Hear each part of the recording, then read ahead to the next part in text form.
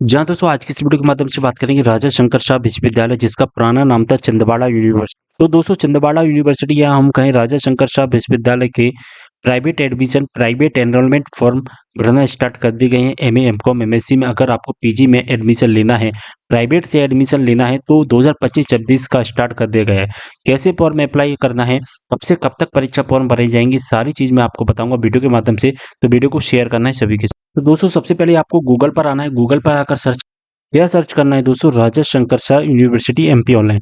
First number पर आपके सामने लिंक आ जाएगा, इस लिंक पर आपको क्लिक कर दें। अब कुछ इस तरह से हमारी दो सर्विसेज हैं, छिंदवाड़ा यूनिवर्सिटी या राजा शंकर शाह विश्वविद्यालय की, वो सारी सर्विसेज आ जाएंगी। इसको क्लोज कर देना, नीचे आना है आपको। जैसे ही आप नीचे आते हैं तो यहाँ पर कुछ लिंक दिखाई देंगे, जैसा कि देख पा रहे हैं एनरोलमेंट फॉर्म प्राइवेट। मैं इसको हाईलाइट करके दिखाने की कोशिश कर रहा हूँ आप सभी को। जैसा कि देख पा रहे हैं एनरोलमेंट फॉर्म प्राइवेट, ठीक है। और यहाँ पर ही सबसे नीचे दूसरे नंबर पर ही दिखाई देगा, यानी कि फर्स्ट पर हो गया एनरोलमेंट फॉर्म प्राइवेट, सेकंड पर enrolment registration for private student, और यहाँ पर दिखाई देगा अप्लाई का बटन, यहाँ पर क्लिक कर देना है आप। और सेकंड वाली लिंक से क्या होगा तो सॉरी थर्ड वाली लिंक से क्या होगा कि जब आप अपना फॉर्म भर देते हैं तो फॉर्म भरने के बाद में आपको इसका रिसिप्ट या स्टेटस चेक करना होता है। तो इस लिंक से आप स्टेटस चेक। अब इस तरह का इंटरफेस हमारे सामने दिखाई देगा और यहाँ पर दिखाई देगा प्राइवेट एनरोलमेंट रजिस्ट्रेशन फॉर्म मई 2025, और यहाँ पर 201 लिंक दिखाई देगा new student for Raja Shankar Shah university Chhindwara. तो यहाँ पर हमें क्लिक कर अब हमारे सामने हमारा जो फॉर्म है वो ओपन होकर आ जाएगा, ठीक है। इस तरह का ये पूरा फॉर्म है, इसको हमें फिल करना है, ठीक है। फिल सबसे पहले हमें क्या फिल करना है वो मैं आपको हाईलाइट करके दिखाने की कोशिश कर रहा हूँ। यहाँ जैसा कि देख पा रहे हैं, सॉरी इसको मैं हटा देता हूँ और मैं इसको अब सिलेक्ट करता हूँ, ठीक है। जैसा कि देख पा रहे हैं हमें सबसे पहले इस एरिया को फिल करना है, और कॉलेज एंड कोर्स डिटेल है सबसे पहले, ठीक है। और सबसे पहले मैं अपना जिला, फिर कॉलेज का नेम, फिर कोर्स का नेम, और एडमिशन टाइप तो हमारा बाय डिफ़ॉल्ट ही रहेगा। कोर्स ग्रुप, ब्रांच नेम और मीडियम, ये सभी चीज़ें सिलेक्ट करनी है। और यहाँ पर इम्पोर्टेंट चीज़ें हैं वो आपको मैं बताऊँगा, ठीक है। उनका आपको विशेष ख्याल रखना है। तो सबसे पहले हम अपना जिला सिलेक्ट करेंगे, तो बालाघाट, छिंदवाड़ा, सिवनी। प्राइवेट में इन 3 जिले में ही हमारे एडमिशन्स होते हैं, तो इन 3 जिले में से ही आपको एक सिलेक्ट करना है। बैतूल यहाँ पर ऑप्शन में नहीं है, क्योंकि बैतूल के कॉलेज में प्राइवेट में एडमिशन्स नहीं होते हैं। तो हमने यहाँ पर एक छिंदवाड़ा सिलेक्ट किया। जैसे हम सिलेक्ट करेंगे रिफ्रेश होगा हमारा पेज, और यहाँ पर छिंदवाड़ा के अंदर जितने भी समस्त कॉलेज हैं जिनमें प्राइवेट में एडमिशन्स होते हैं, केवल वही कॉलेज यहाँ पर हमें दिखाई देंगे। मैं यहाँ पर एक सिलेक्ट कर लेता हूँ, फिर से हमारा जो पेज है रिफ्रेश होगा। और दोस्तों इस कॉलेज के अंदर जो भी कोर्स होंगे, जैसे कि एमए है और एमएससी है। अब आप बोलोगे कि हमें एमकॉम करना है, तो आप इस कॉलेज से एमकॉम नहीं कर पाएंगे, ठीक है। तो एमकॉम करने के लिए आपको दूसरा कॉलेज सर्च करना पड़ेगा, ठीक है। अगर उस कॉलेज में एमकॉम है तभी आप एमकॉम सेलेक्ट कर पाएंगे। जैसे कि अब यहाँ पर देखिए मास्टर ऑफ कॉमर्स, यहाँ पर एमकॉम है, तो इस कॉलेज से आप एमकॉम कर पाएंगे। तो आपको जिस कोर्स में एडमिशन लेना है पहले उसमें देखना होगा कि उस कॉलेज में वो कोर्स अवेलेबल है या नहीं। अब मैं जैसा कि मान के चलिए मुझे एमए करना है, ठीक है। तो मैंने एक कॉलेज का एमए तो सिलेक्ट कर लिया, और कॉलेज सेलेक्ट करने के बाद में मैं देखता हूँ कि मुझे जिस कोर सब्जेक्ट से एमए करना है वो सब्जेक्ट तो इसमें है ही नहीं है। जैसे कि मुझे इंग्लिश से करना है तो इंग्लिश है इसमें, सॉरी हिंदी भी है, पॉलिटिकल साइंस भी, सोशियोलॉजी है, इकोनॉमिक्स है। मुझे एक ऐसा विषय जिसमें अवेलेबल नहीं है वो देखना है, ठीक है। जैसे कि मुझे हिस्ट्री से करना है तो हिस्ट्री इसमें नहीं है, ठीक है। अब मैं दूसरा कॉलेज सर्च करूंगा, ठीक है। मैं यहाँ पर चलिए एक कॉलेज दूसरा सिलेक्ट कर लेता हूँ, इसमें एमए है, ठीक है, एमए है इसमें। और यहाँ पर जो एमए है वो 1 साल वाला भी है और 2 साल वाला भी है। अब आपको डिसाइड करना है कि 1 साल वाले में करना है या 2 साल वाले में करना है, ठीक है। तो इस कॉलेज में ही केवल ये फैसिलिटी है, सभी कॉलेज में नहीं होगी ये फैसिलिटी, आपको इस बात का भी ध्यान रखना है, ठीक है।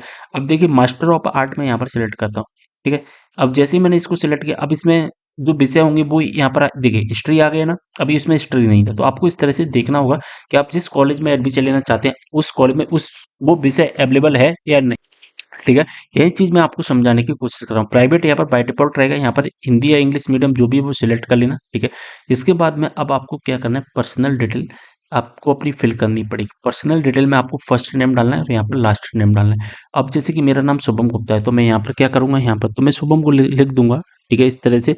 और यहाँ पर मैं क्या लिखूंगा, यहाँ पर मैं लिखूंगा गुप्ता, ठीक है, क्योंकि first name and second name, last name दोनों यहाँ पर नेम डालने हैं।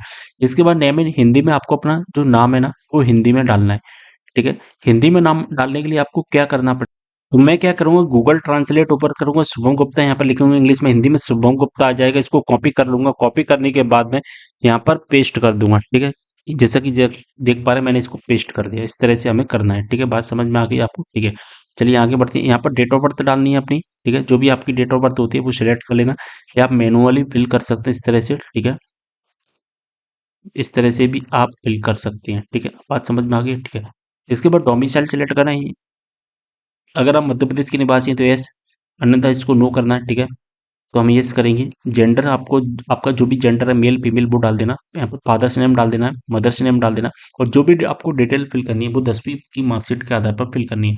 मैरिटल स्टेटस आपका जो भी है वो डाल देना। Category you are OBC SC ST जो भी है, और सब कैटेगरी अगर आपकी माइनॉरिटी में आते हैं तो माइनॉरिटी, यानी कि जो समुदाय, अल्पसंख्यक समुदाय होता है, वो यहाँ पर आपको फिल करना है। अगर आप आते हैं तो वो आपको पता होगा, ठीक है। इंडियन यहाँ पर फिल कर देना। रिलीजन में आपका जो भी रिलीजन है वो फिल कर लेना है, ठीक है। इसके बाद में अब आपको क्या करना है, अपना जो एड्रेस वाला बॉक्स है वो फिल करना पड़ेगा, ठीक है। यहाँ पर इस बॉक्स को सबसे पहले एड्रेस वाले, एड्रेस अपना फिल कर लेना, फिर कॉपी टू परमानेंट एड्रेस पर क्लिक करना, और आपका जो एड्रेस होगा वो यहाँ पर ऑटोमेटिकली आ जाएगा। इस आपको डबल डबल टाइप नहीं करना पड़ेगा। इसके बाद में आपको अदर डिटेल में फिल करना है, अपना मोबाइल नंबर और ईमेल आईडी फिल करनी है, और कोई भी चीज़ फिल, सॉरी एक चीज़ और है यहाँ पर जो एक्स्ट्रा दी गई है, जो है हमारी क्या दोस्तों, एबीसी आईडी, ठीक है। तो एबीसी आईडी भी फिल करना पड़ेगा। Academic bank of credit ID, तो आपको अगर एबीसी आईडी बनाना नहीं आता है तो मैंने एक अलग से वीडियो बना दिया, उस वीडियो को आप देख सकते हैं, ठीक है। इसके बाद में हमें क्या करना है, अपनी प्रीवियस एजुकेशन डिटेल को फिल करना पड़ेगा, ठीक है। प्रीवियस एजुकेशन डिटेल में हमें क्या फिल करना है वो मैं आपको बता देता हूँ। जैसा कि देख पा रहे हैं, पूरा जो बॉक्स है ना वो प्रीवियस एजुकेशन डिटेल का बॉक्स है हमारा, ठीक है। यहाँ पर सबसे पहले, जैसे कि हम पीजी कर रहे हैं तो पीजी से पहले हमने क्या किया हुआ होगा, यूजी, तो यहाँ पर ग्रेजुएट हम सिलेक्ट करेंगे, ठीक है। पेज, इसके बाद में किस यूनिवर्सिटी से किया है, क्या आपने छिंदवाड़ा यूनिवर्सिटी से ही किया है तो आपको थर्ड ऑप्शन सेलेक्ट करना है। अगर ऐसी यूनिवर्सिटी जो छिंदवाड़ा यूनिवर्सिटी नहीं, लेकिन वो मध्य प्रदेश के अंदर आती है, जैसे कि जीबाजी यूनिवर्सिटी, महाराज छत्रसाल बुंदेलखंड यूनिवर्सिटी है, तो आपको फर्स्ट ऑप्शन सेलेक्ट करना है। अगर ऐसी यूनिवर्सिटी जो मध्य प्रदेश में नहीं है, मध्य प्रदेश के बाहर की है, तो सेकंड ऑप्शन सेलेक्ट करना है। इसके बाद आपको क्या करना है, अपना पासिंग ईयर, चलिए इसको मैं सेलेक्ट कर लेता हूँ सबसे पहले, ठीक है। अगर आप छिंदवाड़ा यूनिवर्सिटी सेलेक्ट करोगे तो यहाँ पर लिख कर आएगा ये मैसेज, क्या आप पूर्व में सीयूसी से नामांकित एनरोल्ड हैं, अगर हाँ तो इसी ऑप्शन का चयन करें, एवं अपनी मार्कशीट से प्रीवियस एनरोलमेंट नंबर अंकित करना होगा। प्रीवियस एनरोलमेंट नंबर गलत पाए जाने पर इस नामांकन फॉर्म को महाविद्यालय विश्वविद्यालय द्वारा निरस्त कर दिया जाएगा, ठीक है। तो आपको यहाँ पर अपना जो नामांकन नंबर है वो फिल करना पड़ेगा। अगर आप इनसाइड एमपी के हैं तो आपको केवल और केवल यहाँ पर क्या फिल करना है, अपना यूनिवर्सिटी का नाम फिल करना है। ऐसी ऐसी सेकंड ऑप्शन सेलेक्ट करते हैं तब भी यही ऑप्शन आएगा, ठीक है। पासिंग ईयर जो भी है वो सिलेक्ट कर लेना, आपकी जो परसेंट बनी है वो भी आपको फिल कर देना है। इसके बाद में आपको अपना रोल नंबर फिल करना है, ठीक है। इसके बाद में दोस्तों आपको एनक्लोरेसिस डिटेल आपको फिल करनी पड़ेगी, जैसे कि proof of date of birth पर चेक मार्क कर देना, मार्कशीट पर चेक मार्क कर देना। अगर आपको, आपके पास माइग्रेशन सर्टिफिकेट है तो इस पर, एलिजिबिलिटी सर्टिफिकेट है तो इस पर चेक मार्क करना, और गैप अगर आपने लिया है तो गैप पर क्लिक करना, और ट्रांसफर सर्टिफिकेट तो आपके पास होगा ही तो इस पर भी चेक मार्क। देखिए मैं आपको बता देता हूँ, कुछ इस तरह से आपको करना है, ठीक है। इस तरह से, जैसे कि ट्रांसफर सर्टिफिकेट एलिजिबिलिटी भी है तो इस पर क्लिक कर देना, ठीक है। अब दोस्तों जो ऑप्शंस हमें फिल करना है वो है हमारा फोटो एंड सिग्नेचर का। तो यहाँ पर click to see photo signature template हम देख लेते हैं सबसे पहले कि क्या टेम्पलेट है। जैसे हम इस पर क्लिक करेंगे तो हमारे सामने हमारी जो टेम्पलेट है वो आ जाएगी। इस तरह से हमें अपना फोटो है सिग्नेचर अपलोड करना है, यानी कि हमारी जो जेपीजी इमेज है वो तो एक ही रहेगी, ठीक है। और यहाँ पर जो जेपीजी इमेज में ऊपर क्या है दोस्तों, ऊपर हमारा फोटो है, यहाँ पर इस एरिया में हमारा फोटो है और इस एरिया में हमारा सिग्नेचर है, ठीक है। और लेकिन जो जेपीजी इमेज है वो तो हमारी एक ही है ना, तो इस तरह से आप पुरानी फोटोशॉप से एडिट कर सकते हैं, या किसी भी एडिटिंग टूल से भी आप एडिट कर सकते हैं, ठीक है। अब आपको जो फोटो है, चॉइस वाल पर क्लिक करके अपना जो फोटो सिग्नेचर अपलोड कर देना। लगभग 200 केबी तक ही रखना, 200 केबी से ज़्यादा का अपना साइज नहीं रखना है। डिक्लेरेशन पर चेक मार्क कर देना, कैप्चा कोड का जो आंसर है वो डाल देना। इसके बाद सबमिट पर आपको क्लिक कर देना। अब दोस्तों हमारे सामने कुछ इस तरह का इंटरफेस आएगा और यहाँ पर हमें दिखाई देगा application is pending for payment, यानी कि हमें अपना जो पेमेंट है वो क्लियर करना है। और यहाँ पर एक इम्पोर्टेंट बात है, जैसा कि देख पा रहे हैं यहाँ पर आपको दिखाई देगा एप्लीकेशन नंबर। तो जो एप्लीकेशन नंबर है उस एप्लीकेशन नंबर को नोट डाउन कर लेना, जिससे आपको भविष्य में कोई भी किसी भी प्रकार की परेशानी नहीं होगी। भविष्य में परेशानी का क्या मतलब होता है कि जब आप अपना पेमेंट कर रहे हो, ठीक है, अपना पेमेंट कर रहे हो, पेमेंट के टाइम पर अगर आपका जो पेमेंट है वो फेल हो जाता है तो इस एप्लीकेशन नंबर से आप अपना पेमेंट अब रिटर्न ले सकते हैं, रिफंड ले सकते हैं। ठीक है, बात समझ में आ गई। अब आपको सबसे नीचे आना है और सबसे नीचे आने के बाद में दोस्तों आपको क्या करना है, प्रोसीड टू पेमेंट का जो ऑप्शन दिखाई देगा इस पर क्लिक कर देना है। अब बहुत सारे मोड आ जाएंगे, उसके माध्यम से आपको पेमेंट कर लेना। Net banking, debit, credit card, IMPS, UPI, wallet, जिसके माध्यम से आपको पेमेंट करना है वो पेमेंट कर देना। वैसे मोबाइल से जो भी फॉर्म सबमिट करता है उसके लिए यूपीआई बेस्ट ऑप्शन रहता है। ठीक है, तो यूपीआई से आप कर लेना पेमेंट, है जिसके माध्यम से करना उससे कर लेना।